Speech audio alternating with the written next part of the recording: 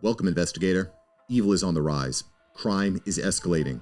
Our mission is to eliminate the crime by exposing evil, examine why it manifests, and highlight the brave souls that confront it every day. Join us as we work together to bring justice to every victim. Welcome to All Things Crime. Here's your host, Jared Bradley. Well, that's definitely a good place to be. And I find it interesting that, when you look back on, and I think everybody eventually has to do this kind of self-reflection, just kind of look back and say, you know what? Yeah, these are all mistakes. And one way or another, you have to pay for those mistakes, whether it be through, uh, compensation to the other person or repentance and whatever. But ultimately, all of those decisions that you made in the past, like you said, created the person that you are now. And without the experiences that you just described to us, I don't think your story would be near as potent, and maybe it wouldn't reach as many people. So to me, it's kind of it's all encompassing. And yeah, it's never too late to change is another learning lesson really that I think we all need to go through. And for me, that's one of the greatest things about your story. I mean, I don't think very many people at all can relate with what you were talking about earlier about being, the tough kid that would just, run up, and if somebody owed money, just start beating the crap out of them with, while holding your sandwich. As in, that's a great story. Um, but no, I applaud you for going through the change that you needed to in order to become the man you are now. But before we close up here, I want to ask just one scenario. When you tell us about maybe the hardest core politician that you helped bring down, or out of being the informant, and then the worst corruption that you ever saw. You know, Talk about how you helped bring that person down. oh, that was easy. The main one was a mayor, and you know, I he was hardcore. He was doing a lot of um, like cleaning out areas, using muscle to get rid of people where they, Section 8 housing, let's get rid of them, close it down so you can build up and put better housing in there. So you had to get rid of the people. And yeah, I mean, I was, at the time they started doing that, I was too young to be bought, but I saw it happening where they get rid of it. And that's where I knew, now this politician I happen to know real well. Um, and yeah, he was very big in politics in the state, and yeah, he ended up serving a lot of time. He passed away just after he got out of prison. And the first time I saw him, um, he was related to my first wife. So when I met him the first time, he closed the door and he said, "Hey, Aiden, hey, don't say anything about how we met before and all this." I go, "What are you talking about, sir? I don't know you till I just met you today. Thank you." And that was it. He never realized I'm the one that ended up helping to get information. And he was telling me shit, and I was there for most of the stuff he did. So it was easy for him. He was the easy one. Some of the other hardcore guys, there a couple guys were involved in the homicides and stuff that half these guys in here, they want to get them on the RICO statutes more than anything else, because they used to tell me, well, one it's a hearsay because it's already proved as this, and since law enforcement was this, and that's a state one, but we want to racketeering. And I'm like, oh, okay, well, I saw him do it, but that's your word against his. So I've seen some very bad things that people did. But the hardcore, I mean, law enforcement guys were working with the gang, giving them information, and they were telling them the other gang members were being released, and they would end up disappearing and stuff. So those are some of the ones I helped put away. Yeah. it's interesting to me that I always find that seemingly the people that have the most power without truly earning it. And what I mean by that is, if a baseball player, for example, makes it all the way to the major leagues, you know that that guy has gone through all the refining that he has to go through in order to, make his way through everything from little league all the way up. He's worked his entire life to get to the place where he is. And, people that earn it respect it. And a lot of I've just found that politicians, for example, I mean, not all of them are bad by any means, but some of them rise to they ascend to that level of power so rapidly that they haven't truly earned it, and therefore they don't really respect it. And somebody like a mayor of a large city, man, they've got a lot of power over people's lives. They have these massive budgets.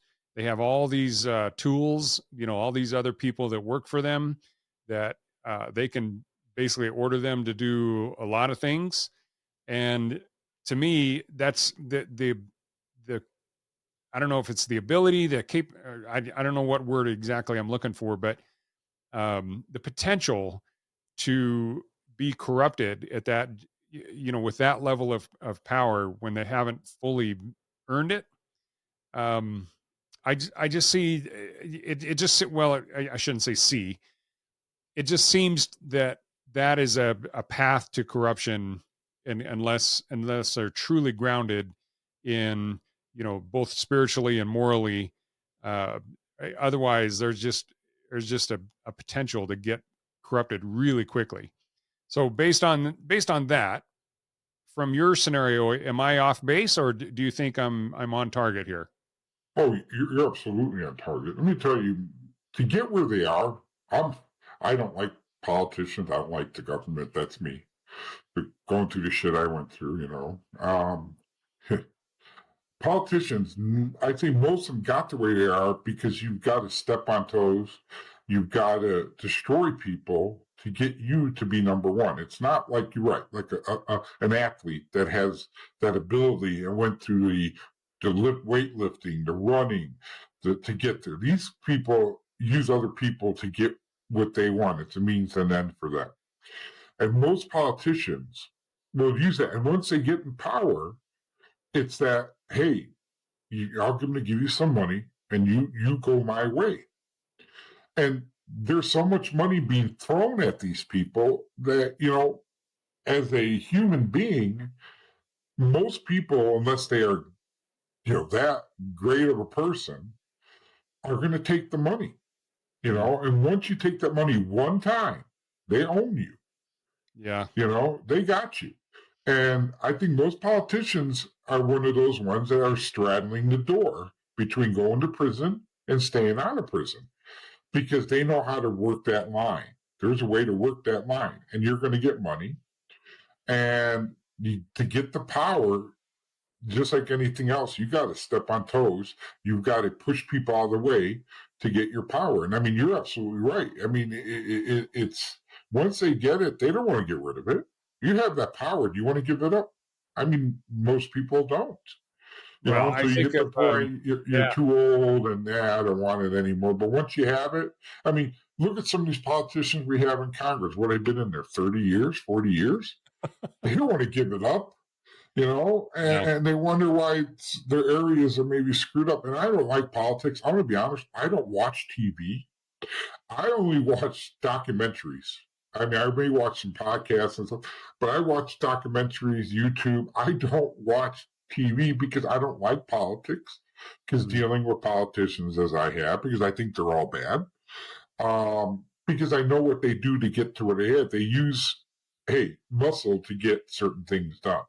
Hey, get rid of these people, or it's going to cost you this much. No problem. All right, they're gone. You know, um, and what they would do, like we did, is you give the money to the gangs, use the gangs, use other people. It's the money trail since it goes down. Um, yeah, like with the book itself, I didn't want to write this book. I'll be honest with you. It took my buddy Sam and Don to talk me a good year to do this as therapy. They start out the book as therapy Mm. to talk about it, you know. And then we talk about like, you know, I told you I was afraid of my mother. Well, my mother was a partisan. Now, only a couple of years ago, my dad and I hadn't talked for like 10 years. So back about 8 years ago, my dad and I had a talk. And my mom grew up as a partisan. During World War II, they were like 11 years old, my age. And when the Russians came in, and the Russians did things to my mom and her sisters that, you know, no woman should ever have to go through. My mom was so much vengeance. My dad knew my mom. They were together back when they were 10 years old. She would go out at night, and my dad said she scared everybody, but she'd go out at night and they're like, "What are you doing?" She goes stand there, Russians come up, say, "Hey little girl, what are you doing?" You know, and she's like, "I don't understand you." And as they're talking to him, and there's two, three of them, she pulled out this dagger, my dad said was good. It was like a long spear, and just stabbed him through the neck, a bunch of them, and run off. Maybe on the ground, and one move, she stabbed again. My dad said, I lost count of how many soldiers she did that to in Russia. She would throw Molotov cocktails on the tanks as the guys were coming out because it was so heated. She'd stab them. And I read in a book that's what your parents do, it could be hereditary towards you. What your parents do as a young age, you can get hereditary toward. I never knew this about my mom until about 8 years ago. And before that, I was diagnosed. I was, you know, go see a psychologist. And I had no empathy for people. I don't. I don't care if you're getting hurt. Unless you're a family member or a good friend, I don't care what happens to you. And I work against that every day with religion. And I'm borderline psychotic or a sociopath. I'm sorry, not like sociopath because growing up the way I grew up. Mhm. But they say that could be from your family when what my mother did. And there was always something about my mom that always scared me about her. Like there's something different. My mom, even my buddy Don goes, "Man, your mom scares the shit out of me." I go, "I don't know. She's a great cook. I mean, that's my mom. She mothered me. I was an only child." So, um, yeah, talking about like with society, we have a lot to work towards to become a better place. And I like another thing with the book is I want people to know that there's people out there to stop bad law enforcement, bad politicians, that they are trying to weed them out. You know, my book based on that was more of the therapeutic, but it came out my story. I didn't put everything in there. I put about 70%. And like if you read the beginning of the book, and I'm going to tell you this right now, and you're going to be looking, it says all people, places, and things have been changed to protect the guilty. So places, names, you had to change names, you had to do that. This is all lawyer shit. But everything was to protect the guilty. Anybody in my book is guilty. They're all guilty of something. I don't have anybody in there that's not. My wife's guilty of something, and that's how I put it. My current wife, which is Sabrina, Mm. that we have all done something in our lives that we may not have been proud of, but it's a I don't know. It's a struggle for humanity to work better as human beings because if you look at the world right now, we are really hurting spiritually. We need that spiritually thing. We need to back our military. We need to back our first responders and not shit on them as they've been doing. Especially these whatever they're called now, the 20-year-olds that think that not never doing it and yelling that I don't know about you, but this is me mine. I might piss off people.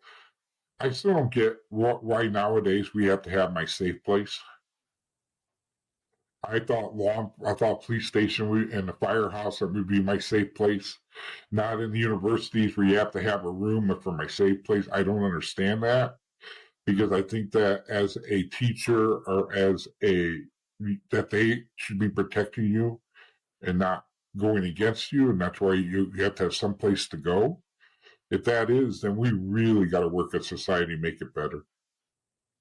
Yeah. Well, I can't disagree with that even a little bit, just because you look at kind of where we are, and it's sad because, you think about 9/11 was just what, 23 years ago. I Yeah. mean, I have kids that are older than that. And, Me too. I know the country because of the absolute trauma and the shock of being attacked by those, Islamic terrorists, brought the entire country together. And for a long time, we were united as a country. We were proud of being Americans.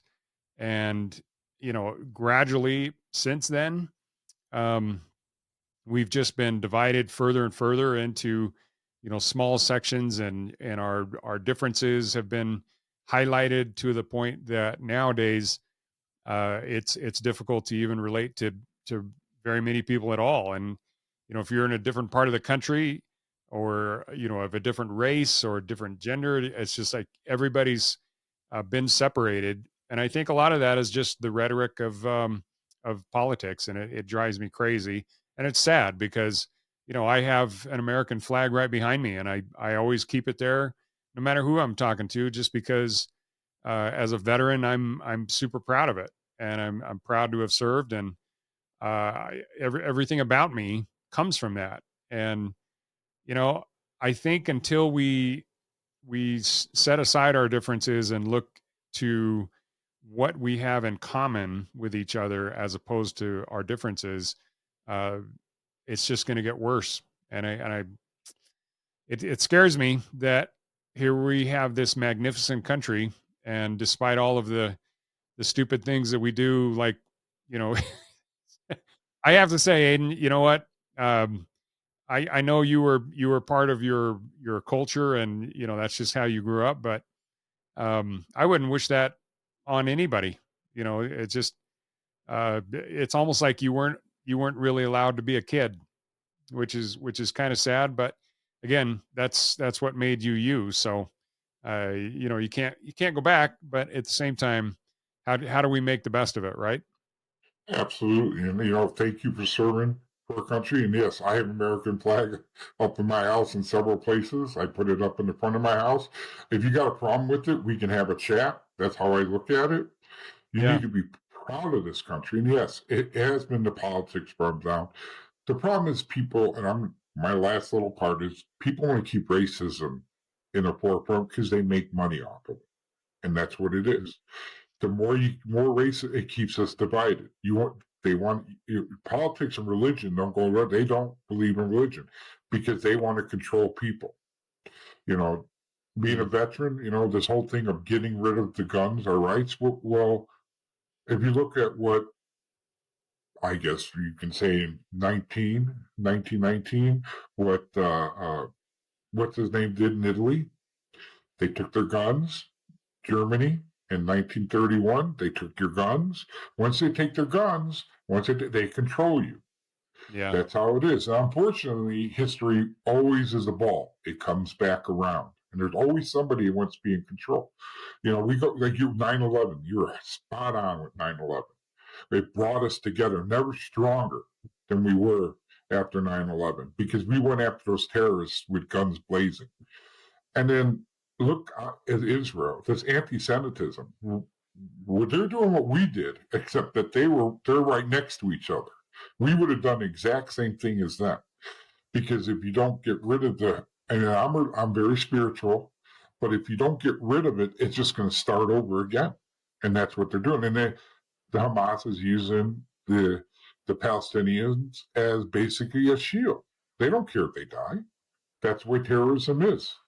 Yeah. And our country is hurting. We need to get back together. And it's the few that are controlling the rest. And it's funny because everybody leaves California. Why? Because of all the shit that's going on because they're politicians. But then they go to other states and vote what they did in California. So it's going to start the process over again. And that's how I Yeah. feel with that. An American, anybody that does stuff to American flags, you know what? My parents grew up in a communist country, grew up with Nazism, grew up with when Stalin came in. Send them over to a communist country for a month or two, see how they like it. They don't understand that that's going to this cancel. I don't like that. I'm going to tear down that. I don't like that. Get rid of the Civil War. It happened. All right. Don't tear down the South has their thing. Why are we tearing down everything? That's another thing I'm looking at. That we need to stick together. And until we decide to become Americans again, we're hurting as a country. And I'm going to be honest with you, Tara, I don't know how you're going to fix it. I mean, it's going to be a long, long process. And I have friends of mine that live in other countries. America's a joke to them. Our president is a joke to these other people. And that's a problem. The United States used to be strength, fear. Hey, we don't want to bring the wrath of the U.S. on. And nowadays, what are they going to do? Unfortunately, that's how it is right now. And we need to work. We need to, my last part too is, and you're a veteran. Why is veterans underneath illegal aliens, when veterans should be a top person? They should be number one.